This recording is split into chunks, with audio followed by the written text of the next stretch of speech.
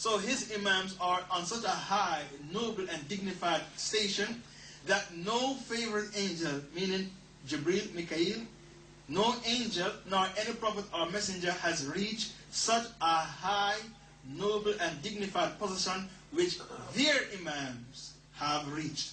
And where is this found? In page 52 of Ayatollah Khomeini's book, Al-Hukuma Al-Islamiyya.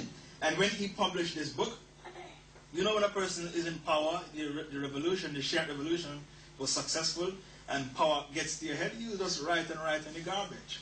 Now when he wrote this book, Al-Hukuma Al-Islamiyya, all the scholars in the Muslim world of Ahl Sunnah wal Jama'ah pronounce this man Khomeini a kafir. And what his name is, Ayatollah, the sign of Allah. Ruhullah, the spirit of Allah. Now, he took on to himself these names, or maybe his parents gave it to him, and Allah Ta'ala made sure that he was disgraced on the day he was being buried. You should see him on the thing that they were carrying on. In Arabic we say bear, with his penis dangling in front of CNN. Now, what disgrace can there be after this? In CNN, show your naked body for the whole world to see. So Allah Ta'ala made it sure that he disgraced this kafir, this enemy of Allah Ta'ala. And when the Iranian revolution was going on, because they stood up to America, there are many gullible Muslims who fell for the trick and said they are sincere people.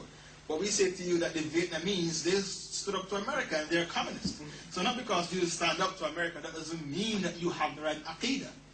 Not because you hate the West, that doesn't mean that you have the right aqidah. And Leonard Brezhnev, he hated the West as well, another communist. So you cannot use that as your yardstick to measure someone's sincerity just because they hate the West. Now, we're not finished with the Shiites and their shirk.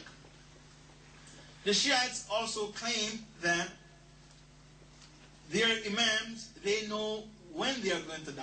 Now, there are 5 things that no one knows except Allah Ta'ala. And where do we find this? In Surah Luqman, the very last ayah, verse 34. Allah Ta'ala said, there are 5 things that only Him, Allah Ta'ala, knows. And these 5 things are the exact weather condition, the nature of what's in the mother's womb, whether the child will be rich or poor, happy or unhappy, Muslim or kafir. Only Allah knows that. The third is how much money you will earn tomorrow.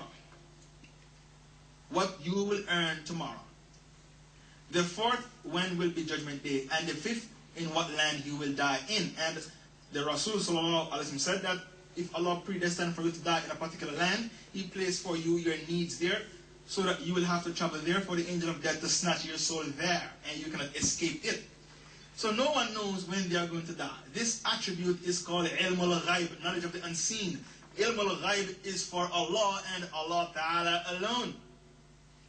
Now here we have the Shiites claiming that our imams are so knowledgeable that they know when they are going to die, and they choose when to die, and they do not die unless it is their will.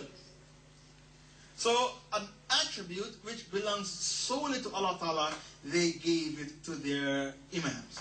The sun, the moon, the stars are totally subservient to their imams. And I've already quoted you the page in Ayatollah Khomeini's book, which is page 52 in his book Al-Hukuma Al-Islamiyya. We shall continue. The Shiites claim in their history book that to prove that our imams know when they are going to die is that Fatima, radiallahu anha, the daughter of the Rasul, she knew when she was going to die. So what did she do? She provided the pieces of cloth, the white piece of cloth, and told a person where it was. Then she went in the bathroom, made a ghusl, and then she went and relaxed on her back and died. So, why did she make ghusl? No one had to make a ghusl for her, because she knew when she was going to die. So she went and she made a ghusl, and then she lay down and died. And this is a lie, because every single Islamic scholar will tell you that when Fatima died, who washed her body? Ali. Shukran. Ali washed her body. Ali ibn Abi Talib washed the body of his wife Fatima. So for the Shiites to say that she knew when she was going to die, so much so that she took a bath, then went and lied down and wait for the angel of death to take her soul in a tranquil manner. And you wash the body of the dead person because of the impurity that death inflicted on the body of the person.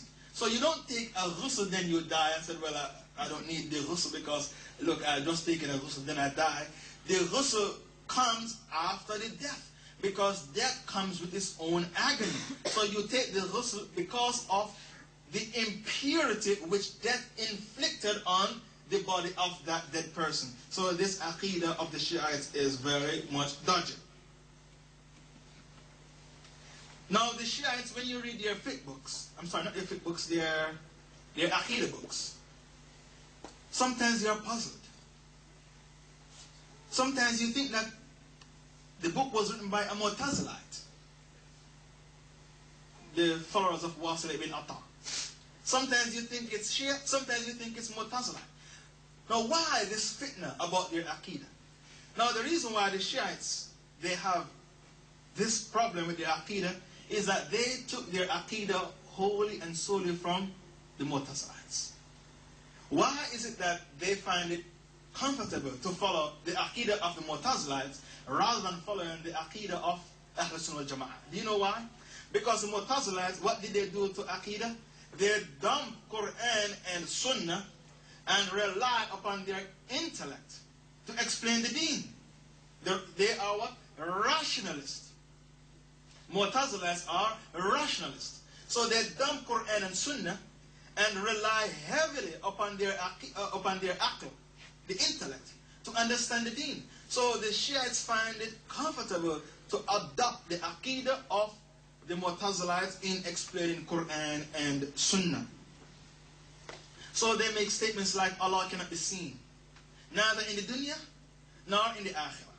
And we all know that Allah said clearly in the Quran, وَجُوهٌ يَوْمَئِذٍ نَادِرَةٌ إِلَىٰ رَبِّهَا نَادِرَةٌ.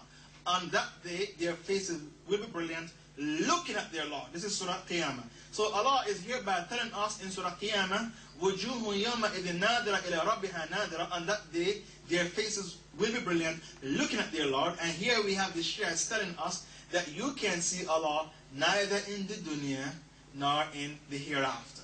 And they rely upon the Quranic ayah when Allah said to Musa, "Lan tarani," you will never see me. You will never see me. Now Allah Ta'ala said "Lan tarani," and that is for what? The dunya, not for the dunya and the akhirah. That is exclusive to the dunya. And when Allah Ta'ala said "Ladayna masid," we have something extra, it means that Allah Ta'ala will expose His face to us after we enter the paradise bi'idhnillah ta'ala.